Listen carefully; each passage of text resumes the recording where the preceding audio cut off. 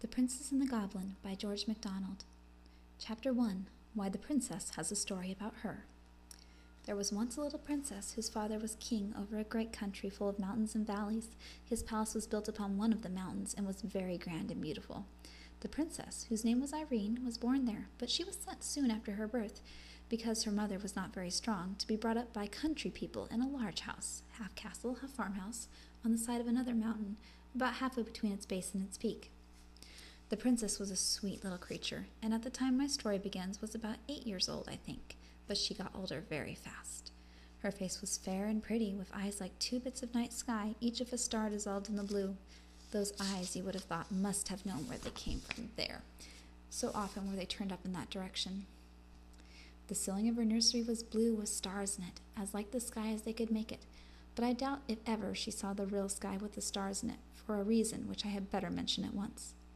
These mountains were full of hollow places underneath, huge caverns and winding ways, some with water running through them, and some shining with all colors of the rainbow when a light was taken in.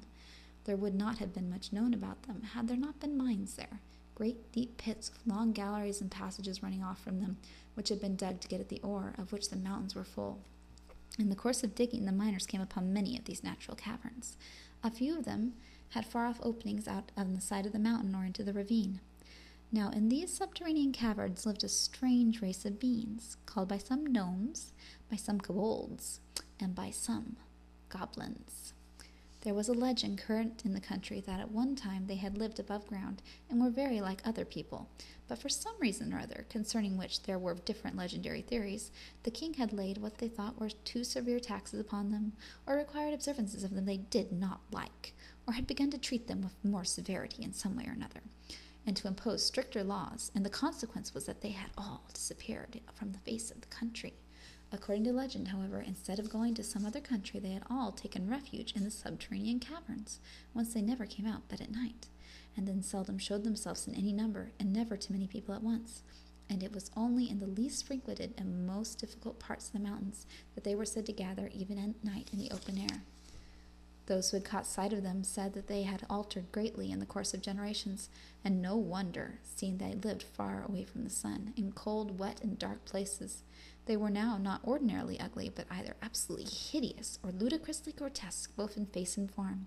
There was no invention, they said, of the most lawless imagination, expressed by pen or pencil, that could surpass the extravagance of their appearance. And as they grew misshapen in body, they had grown in knowledge and cleverness, and now were able to do things no mortal could see the possibility of. But as they grew in cunning, they grew in mischief, and their great delight was in every way that they could think of to annoy the people who lived in the open-air story above them. They had enough of affection left for each other to preserve them from being absolutely cruel for cruelty's sake to those who came in their way, but still they so heartily cherished the ancestral grudge against those who occupied their former possession, and especially against the descendants of the king who had caused their expulsion, that they sought every opportunity of tormenting them in ways that were as odd as their inventors, and although dwarfed and misshapen, they had strength equal to their cunning. In the process of time, they had got a king and a government of their own, whose chief business, beyond their simple affairs, was to devise trouble for their neighbors. It will now be pretty evident why the little princess had never seen the sky at night. They were much too afraid of the goblins to let her out of the house then, even in good company, with ever so many attendants, and they had good reason, as we shall see by and by.